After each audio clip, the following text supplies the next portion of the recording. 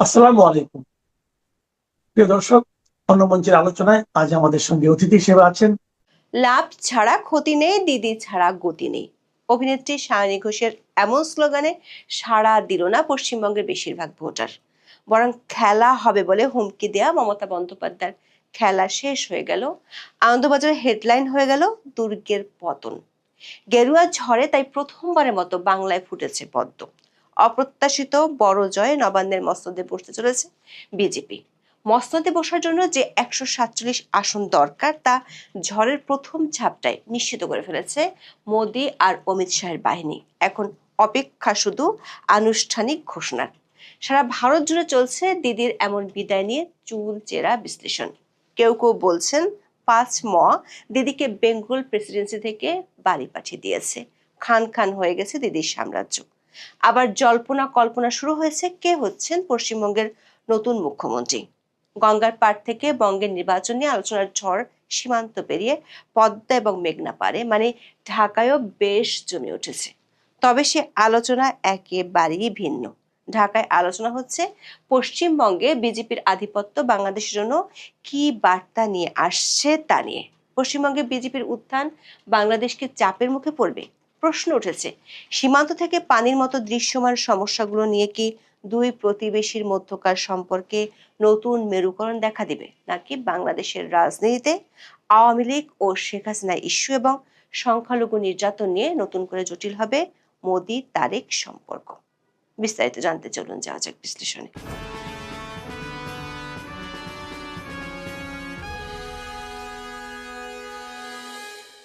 বহু বছর আগে অটল বিহারী বাজপেয়ী আক্ষেপ করে বলেছিলেন, ভারতের বিভিন্ন প্রান্তে বিজেপি সাফল্য পেলেও পশ্চিমবঙ্গে শক্ত ভিত্তি গড়তে পারছে না। এটা তার জন্য ছিল অত্যন্ত কষ্টের। দেশটির প্রয়াত এই প্রধানমন্ত্রীর আক্ষেপ এবার ঘুচতে যাচ্ছে।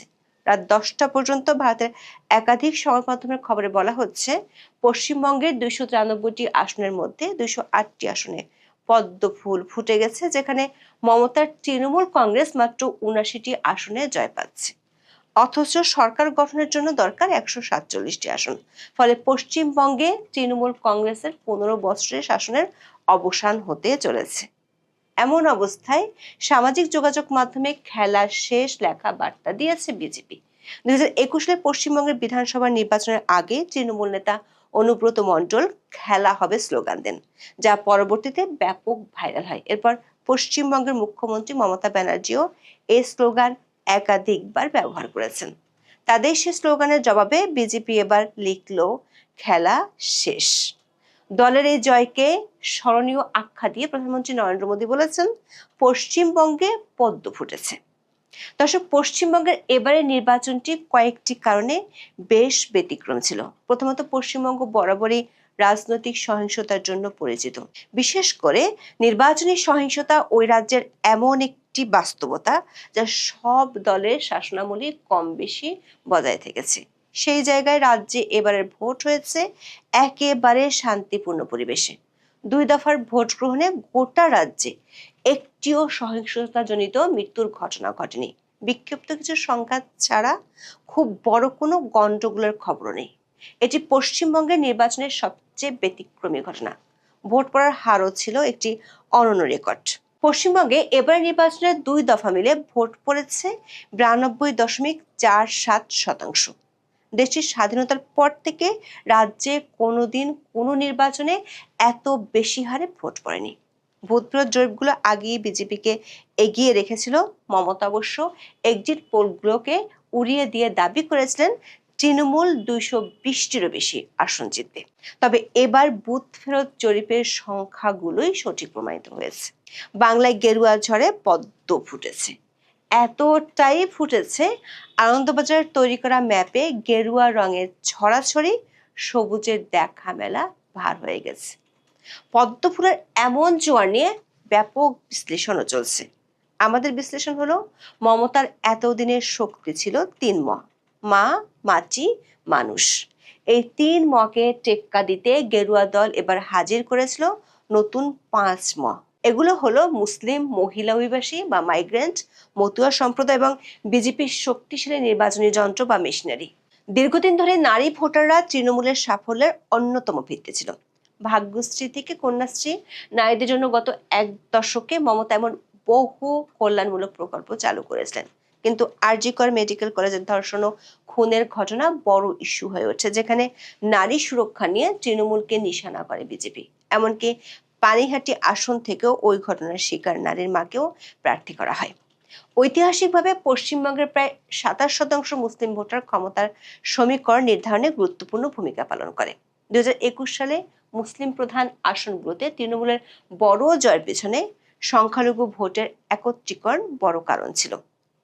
কিন্তু 2026 সালে মালদা, মুর্শিদাবাদ ও উত্তর দিনাজপুরের মতো গুরুত্বপূর্ণ জেলাগুলোতে ভোটের ধরনে পরিবর্তনের ইঙ্গিত মিলেছে।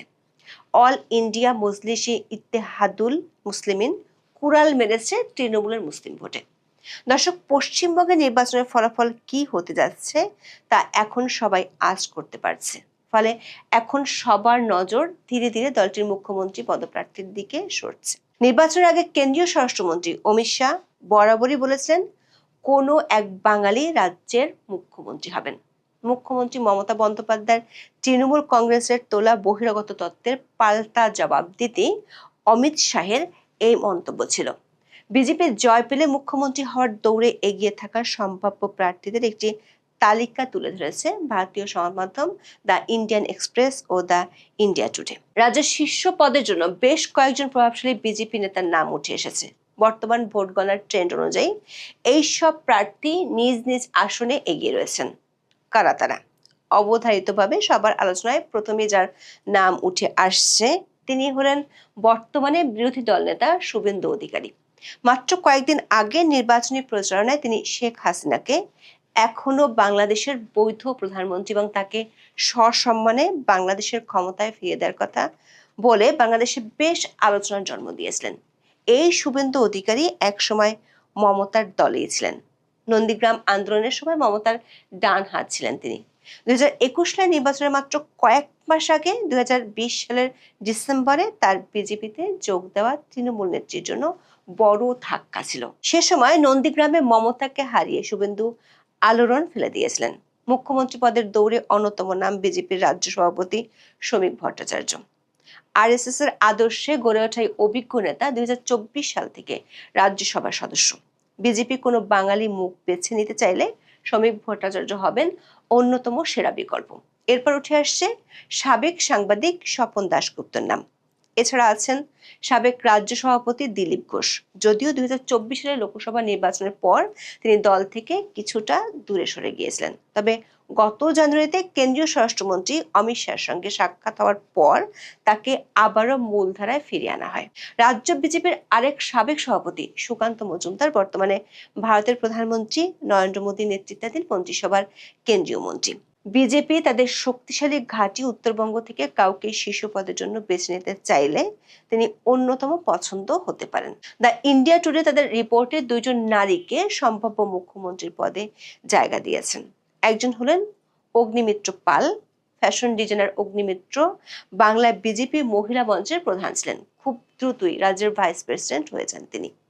আরেকজন নারী হলেন রাজ্যসভার সদস্য নামকরা অভিনেত্রী রূপা গাঙ্গুলি। সোনাপুর দক্ষিণের এমএলএ রূপা গাঙ্গুলি 2 বছর ধরে বাংলার বিজেপি মহিলা মঞ্চের সভাপতি হিসেবে দায়িত্ব পালন করছেন। দর্শক, 1.5 দশকের তৃণমূল কংগ্রেসের আধিপত্য ভেঙে বিজেপির এই নিরঙ্কুশ উত্থান কেবল পশ্চিমবঙ্গের অভ্যন্তরীণ রাজনীতি নয়, বরং পার্শ্ববর্তী দেশ হিসেবে বাংলাদেশের ভূ রাজনৈতিক সমীকরণ, সীমান্ত অর্থনীতি এবং ঢাকা দিল্লি সম্পর্কেও সুদূর প্রসারী প্রভাব ফেলবে। বাংলাদেশের মানুষের মধ্যে বিশেষ করে সামাজিক মাধ্যমে পশ্চিমবঙ্গের ক্ষমতার এই পরিবর্তন নিয়ে ব্যাপকভাবে আলোচনা হচ্ছে। বাংলাদেশ ও ভারতের মধ্যকার সীমান্ত হলো 4096 কিলোমিটার। এই দীর্ঘ সীমান্তের মধ্যে কেবল পশ্চিমবঙ্গের সঙ্গে বাংলাদেশের সীমান্ত রয়েছে 2217 কিলোমিটার। তাই পশ্চিমবঙ্গের ক্ষমতার পালাবদলের বাতাস না চাইলেও ঢাকার দেয়ালে দেয়ালে আঘাত হানছে। প্রশ্ন হলো 2026 সালের ফেব্রুয়ারিতে বাংলাদেশের তারেক রহমানের নেতৃত্বে বিএনপি সরকার ক্ষমতা আসার পরপরই পশ্চিমবঙ্গে বিজেপি ক্ষমতায় আসায় বাংলাদেশ ভারত সমীকরণ কি নতুন কোনো রূপ নেবে, নাকি এই সম্পর্ক আরো জটিল হয়ে উঠবে? এতদিন কেন্দ্রে বিজেপি এবং রাজ্যের তৃণমূল থাকায় অনেক ক্ষেত্রেই বাংলাদেশ ইস্যুতে দিল্লি নীতির সঙ্গে কলকাতার মতবিরোধ দেখা যেত। যেমন তিস্তা চুক্তিতে মমতা বন্দ্যোপাধ্যায় ছিলেন সবচেয়ে বড় রাজনৈতিক বাধা, আবার অন্যদিকে বিজেপির মুসলিম বিরোধী প্রচারণার বিরুদ্ধে তিনি ছিলেন সোচ্চার। কিন্তু এবার পশ্চিমবঙ্গে ডাবল ইঞ্জিন সরকার এসে গেছে। কেন্দ্রে ও রাজ্যে একই দলের সরকার হওয়ায় রাজ্যটি কি দিল্লির কেন্দ্রীয় নীতিমালার সঙ্গে পুরোপুরি যুক্ত হয়ে যাবে? ধরে নেওয়া যায়, কেন্দ্র যদি বাংলাদেশের সঙ্গে সম্পর্ক জোরদার করতে চায়, তবে কলকাতা আর কোনো বাধা হয়ে দাঁড়াবে না। কিন্তু নেতিবাচক দিকও আছে, সেটি হলো কেন্দ্রীয় সরকারের কোনো বাংলাদেশ বিরোধী সিদ্ধান্ত পশ্চিমবঙ্গেও খুব সহজে বাস্তবায়িত হবে, যা বাংলাদেশের জন্য বড় রকমের অস্বস্তির কারণ হতে পারে। শেষ বিচারে এখন কলকাতার চেয়ে দিল্লির সিদ্ধান্তই দ্বিপাক্ষিক সম্পর্কে নিরঙ্কুশ প্রভাব রাখবে। পশ্চিমবঙ্গের ক্ষমতার পালা বদলে সামনের দিনগুলোতে ভারত বাংলাদেশ সম্পর্কে বড় প্রশ্ন হলো তিস্তা চুক্তির জট কি খুলবে। 2011 সালের সেপ্টেম্বরে ভারতের তৎকালীন প্রধানমন্ত্রী ডক্টর মনমোহন সিং ঢাকা সফর করেন। তার শেষ সফরে তিস্তা নদীর পানি বন্টন চুক্তি স্বাক্ষরের সব প্রস্তুতি শেষ হয়েছিল। শুষ্ক মৌসুমে প্রায় সমতা ভিত্তিক পানি বন্টনের সেই রূপরেখা কেবল মমতা বন্দ্যোপাধ্যায়ের আপত্তিতে আটকে যায়। এখন মমতার অনুপস্থিতিতে সেই জট খোলার একটি তাত্ত্বিক সুযোগ তৈরি হয়েছে, তবে বাস্তব পরিস্থিতি অতটাও সহজ নয়। পশ্চিমবঙ্গের উত্তরাংশে মানে দার্জিলিং, জলপাইগুড়ি, কোচবিহার, যেখানে দিয়ে তিস্তা প্রবাহিত, সেখানে বিজেপি এবার ব্যাপক জনসমর্থন পেয়েছে। ফলে চুক্তি করার আগে বিজেপিকে অবশ্যই ওই অঞ্চলের ভোটারদের স্বার্থের কথা ভাবতে হবে। আবার এই বছরে শেষ হচ্ছে গঙ্গা পানি বন্টন চুক্তির মেয়াদ। এটির নবায়নও এখন একটি প্রধান ইস্যু হিসেবে দেখা দিবে, যেখানে রাজ্য বিজেপির ভূমিকা হবে নির্ণায়ক। পুরো বিষয়টি এখন নির্ভর করবে দিল্লির ভূ রাজনৈতিক সদিচ্ছা এবং বাংলাদেশের দর কষাকষির সক্ষমতার উপর। বিশেষজ্ঞরা মনে করেন 2024 সালের 5ই আগস্টের পরে তৈরি হওয়া নানা পরিস্থিতির কারণে পর্দার আড়ালের দিল্লির এমন কিছু চাওয়া আছে যেগুলো কোনো আনুষ্ঠানিক চুক্তিতে কাজ করবে না। এগুলো নিয়ে দর কষাকষি হবে আড়ালে। শুভেন্দু অধিকারী যখন প্রকাশ্যে ঘোষণা দেন শেখ হাসিনা এখনো বৈধ প্রধানমন্ত্রী, তখন সেটি কেন্দ্রের অনুমতি ছাড়া হওয়ার কথা নাই। আবার পশ্চিমবঙ্গে বিজেপি জেতায় বাংলাদেশে এনআরসি, নাগরিকত্ব সংশোধনী আইন এবং অবৈধ অনুপ্রবেশ ইস্যুগুলোকে নতুন করে সামনে আনতে পারে। এই ইস্যুগুলো বাংলাদেশের জন্য অস্বস্তিকর হলেও এগুলো কতটা প্রভাব ফেলবে তা নির্ভর করবে ঢাকা দিল্লি সামগ্রিক সম্পর্কের উপর। সম্পর্ক যদি স্থিতিশীল ও মর্যাদাপূর্ণ থাকে, তবে এসব ইস্যু নিয়ে খুব বেশি নাড়াচাড়া হবে না। কিন্তু সম্পর্কে টানাপোড়েন থাকলে এগুলোকে রাজনৈতিক হাতিয়ার হিসেবে ব্যবহারের পূর্ণ আশঙ্কা রয়েছে। আসামের মুখ্যমন্ত্রী হিমন্ত বিশ্ব শর্মা যেভাবে রাতের অন্ধকারে পুশব্যাকের কথা বলেছেন, পশ্চিমবঙ্গ সরকার যদি একই পথে হাঁটে তবে তার সীমান্ত পরিস্থিতিকে জটিল করে তুলবে। বাংলাদেশের হিন্দু সংখ্যালঘুদের উপর নির্যাতনের বিষয়টি দুদেশের জন্য স্পর্শকাতর একটি বিষয়। এখন বঙ্গরাজ্যে ক্ষমতায় থাকায় বিজেপি কেন্দ্রীয় সরকারের উপর বাংলাদেশের উপর কঠোর হওয়ার জন্য চাপ প্রয়োগ করবে, যা তারেক রহমানের সরকারের জন্য এক বিশাল অস্বস্তির কারণ হয়ে দাঁড়াবে। এর মধ্যে মোদী সরকার বাংলাদেশে হাই কমিশনার হিসেবে প্রথমবারের মতো কূটনীতিকের পরিবর্তে ঝানু রাজনীতিককে নিয়োগ দিয়েছে। নতুন হাই কমিশনার হিসেবে নিয়োগ পাওয়া দীনেশ ত্রিবেদী আবার পশ্চিমবঙ্গের রাজনীতিতে এক সুপরিচিত মুখ। তিনি তৃণমূল কংগ্রেসের প্রাক্তন কেন্দ্রীয় মন্ত্রী ছিলেন এবং বর্তমানে বিজেপির একজন গুরুত্বপূর্ণ নেতা। ফলে কেন্দ্র থেকে ঢাকা, মাঝখানে সীমান্ত, সবখানে এখন বিজেপির একক প্রাধান্য, যেটি সরাসরি মোদির ভাষায় এক হয়ে কথা বলবে। ফলে দৃশ্যমান সীমান্ত কিংবা পানি অথবা বাণিজ্য সমস্যা থেকে শুরু করে পর্দার আড়ালের আওয়ামী লীগ কিংবা শেখ হাসিনা ইস্যু নিয়ে দিল্লি এখন ত্রিমুখী চাপ তৈরি করতে পারবে ঢাকার উপর। দর্শক, আমাদের বিশ্লেষণ হলো পশ্চিমবঙ্গের 2026 সালের এই নির্বাচনের ফলাফল কেবল একটি দল থেকে অন্য দলের কাছে ক্ষমতা হস্তান্তর নয়, বরং এটি একটি আদর্শিক পরিবর্তনের সংকেত। এই পরিবর্তনের ঢেউ গঙ্গা পেরিয়ে বাংলাদেশের পদ্মা ও মেঘনা পাড়েও লাগবে। পশ্চিমবঙ্গের এই পদ্ম বিপ্লব শেষ পর্যন্ত দুই দেশের বন্ধুত্বকে আরো সংহত করবে নাকি বিচ্ছেদের নতুন দেওয়াল তুলবে, তার উত্তর দিবে ভবিষ্যৎ। তবে আজকের এই পরিবর্তনের দিনে একটি কথা স্পষ্ট, পূর্ব ভারতের রাজনীতি আর আগের মতো থাকবে না। এখন এ পর্যন্ত, সবাই ভালো থাকুন, সুস্থ থাকুন, নিরাপদে থাকুন। দেখা হবে আগামী পর্বে। আসসালামু আলাইকুম। ভারতের পশ্চিমবঙ্গে নির্বাচনের ফল নিয়ে এরই মধ্যে রাজনৈতিক উত্তেজনা সেখানে তুঙ্গে।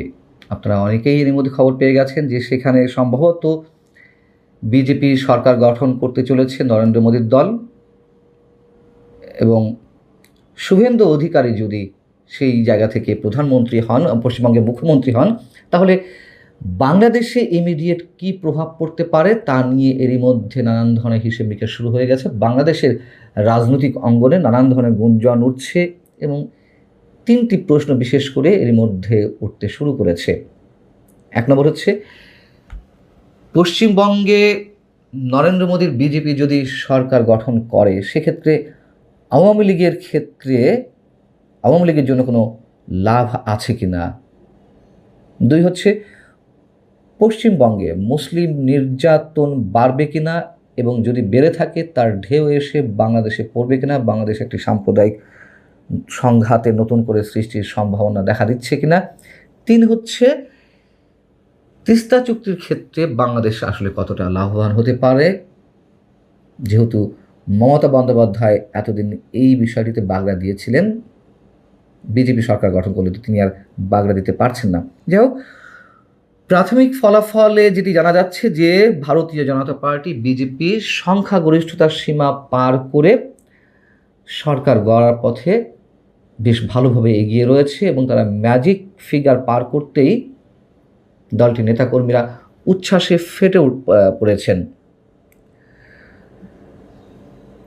আমি তিনটি হিসাবে কথা বলছিলাম যে আওয়ামী লীগের কী লাভ থাকতে পারে। পশ্চিমবঙ্গের বিজেপির নেতা শুভেন্দু অধিকারী, যিনি মুখ্যমন্ত্রী হতে চলেছেন, যদি তাই হয়, তার একটি মন্তব্য এরই মধ্যে সোশ্যাল মিডিয়ায় ছড়িয়ে পড়েছে, যেখানে তাকে বলতে শোনা যাচ্ছে যে শেখ হাসিনাই বাংলাদেশের বৈধ প্রধানমন্ত্রী, শেখ হাসিনা প্রধানমন্ত্রী হিসেবেই বাংলাদেশের শাহজালাল আন্তর্জাতিক বিমানবন্দরে নামবেন এবং তাকে স্যালুট দিয়ে নিয়ে যাওয়া হবে। এই মন্তব্যটি তিনি করেছিলেন 2024-এর 5 আগস্ট, শেখ হাসিনা সরকারের পতনের পর ওই বছরেরই 10ই ডিসেম্বর একটি অনুষ্ঠানে সাংবাদিকদের প্রশ্নের জবাবে তিনি ওই সময় আরেকটি বিতর্কিত মন্তব্য করেছিলেন যে আমরা বাংলাদেশ সৃষ্টি করেছি, নিঃসন্দেহে আমরা এটিকে সমর্থন করতে পারি না, ভারত কেন বাংলাদেশ সৃষ্টি করবে, ভারত সহযোগিতা করেছিল, এটি অনস্বীকার্য সত্য। নিঃসন্দেহে তার এই ধরনের মন্তব্য করার কোনো অধিকার নেই। তিনি বলেছেন যে আমাদের 70,000 সেনা আত্মবলিদান দিয়েছে, আমরা বঙ্গবন্ধু মুজিবুর রহমান এবং দালাই লামাকে সুরক্ষা দিয়েছি, এবং বাংলাদেশে সেই সময়ের যে ডক্টর ইউনূসের সরকার, সেই সরকার সম্পর্কে তার মন্তব্য ঠিক ছিল, এইটি বাস্তবতা। তিনি বলেছিলেন যে যেই সরকার বাংলাদেশে রয়েছে সেটি অবৈধ কেয়ারটেকার সরকার, ডক্টর ইউনূসের অন্তর্বর্তী সরকারকে আইসিস, তালেবান এবং হামাসের আরেকটি সংস্করণ বলেও তিনি মন্তব্য করেছিলেন। এখন বিজেপি এগিয়ে থাকার খবরে আওয়ামী লীগের শিবিরে বেশ উচ্ছ্বাস দেখা যাচ্ছে। আওয়ামী লীগের অফিসিয়াল একটি ফেসবুক পেজে এরই মধ্যে শুভেন্দু অধিকারীর এই ধরনের মন্তব্য একের পর এক আপলোড করা হচ্ছে এবং বিজেপির এগিয়ে যাওয়ার কারণে যে আওয়ামী লীগ খুশি তা তাদের বিভিন্ন ধরনের স্ট্যাটাসে বোঝা যাচ্ছে, সামাজিক যোগাযোগ মাধ্যমে। খুশি হওয়ার কারণ থাকতেই পারে, কারণ এর আগে, নির্বাচনের আগে মমতা বন্দ্যোপাধ্যায়ের তৃণমূল কংগ্রেসের পক্ষ থেকে এমন প্রশ্ন তোলা হয়েছিল বিজেপিকে আক্রমণ করতে গিয়ে যে শেখ হাসিনা কোন স্ট্যাটাসে এখনো পর্যন্ত ভারতে অবস্থান করছেন তার জবাব নরেন্দ্র মোদীকে দিতে হবে। এবং তার এই প্রশ্ন উত্থাপনের, তৃণমূলের এই প্রশ্ন উত্থাপনের পেছনে নিশ্চয় উদ্দেশ্যও ছিল, যেমন পশ্চিমবঙ্গের যে মোট ভোটার, সেই ভোটার তালিকা থেকে নির্বাচনের আগে প্রায় 90 লাখ ভোটারকে বাদ দেওয়া হয় অনুপ্রবেশের অভিযোগে, অর্থাৎ তারা বাংলাদেশ থেকে অনুপ্রবেশ করেছে এমন অভিযোগ তাদের। এই 90 লাখ সংখ্যাটা কিন্তু যেন কোনো সংখ্যা নয়। পশ্চিমবঙ্গের মোট ভোটারের প্রায় 12%, 11.6%, এবং এদের অবশ্যই বড় একটি অংশ মুসলমান এবং মতুয়া সম্প্রদায়ের, হিন্দু ধর্মাবলম্বী মানুষ। 90 লাখ সংখ্যাটিকে আমি গুরুত্বপূর্ণ বলছিলাম এই কারণে, আরও একটি বিষয়ে, সেটি হচ্ছে যে 2021 সালে বিজেপির চেয়ে যে ব্যবধানে তৃণমূল কংগ্রেস এগিয়েছিল, এই 90 লাখ মানুষ তার চেয়েও বেশি। খুব স্বাভাবিকভাবেই এদের অধিকাংশই তৃণমূল কংগ্রেসের ভোটার ছিলেন। এর মধ্যে এমন ভোটারও ছিলেন যারা 50 বছর ধরে পশ্চিমবঙ্গের বিভিন্ন নির্বাচনে ভোট দিয়ে আসছেন, লোকসভা নির্বাচন থেকে শুরু করে বিধানসভা নির্বাচন, সিটি কর্পোরেশন নির্বাচন, তারপরেও তারা ভোটার তালিকা থেকে বাদ পড়েছেন। আর মতুয়া সম্প্রদায়ের আস্থা অর্জনের চেষ্টা নরেন্দ্র মোদী দীর্ঘদিন ধরে করে আসছেন। সাম্প্রতিক সময়ে আমাদের জাতীয় সংসদের সংরক্ষিত নারী আসনের জন্য গোপালগঞ্জের একজন হিন্দু নারীকে মহিলা এমপি করে নিল বিএনপি, যিনি কিনা একসময় আওয়ামী লীগ করতেন, আওয়ামী লীগের স্থানীয় কমিটিতে পদেও ছিলেন। কেন তাকে করা হলো মহিলা এমপি? অনেকের ধারণা যে যেহেতু সুবর্ণা শিকদার ঠাকুর মতুয়া সম্প্রদায়ের এবং বিজেপির চাপে অথবা নরেন্দ্র মোদীর অনুরোধে বিএনপি তাকে এমপি করে নিয়ে এসেছে, এমন ধারণা করা হয়, মানে পশ্চিমবঙ্গের মতুয়া সম্প্রদায়ের মানুষজনের আস্থা অর্জন করার জন্য। এবং মতুয়া সম্প্রদায়ের মানুষেরা অধিকাংশই বাংলাদেশ থেকে গিয়েছে, এটিও বলা হয়ে থাকে। যখন বিজয়ের একটা স্পষ্ট আভাস পাওয়া যাচ্ছে, তখন বিজেপি নেতা শুভেন্দু অধিকারী, ভাবি মুখ্যমন্ত্রী, তিনি মন্তব্য করলেন যে বাংলার হিন্দুরা একজোট হয়ে নরেন্দ্র মোদীর উন্নয়নের পাশে দাঁড়িয়েছেন, বিজেপি বড় ব্যবধানে সরকার গড়তে চলেছে এবং পশ্চিমবঙ্গের হিন্দু মানুষরা এরই মধ্যে মমতা বন্দ্যোপাধ্যায়কে রিজেক্ট করেছেন। তার মানে এটা তো স্পষ্ট, তারা মনে করে যে মুসলমানদের কোনো ভোটই বিজেপিতে পড়ে না।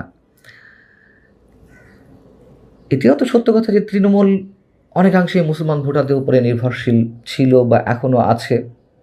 90 লাখ ভোটার তালিকা থেকে বাদ পড়ে যাওয়া তাদের জন্য অবশ্যই মস্ত বড় ক্ষতির কারণ হয়ে দাঁড়িয়েছে।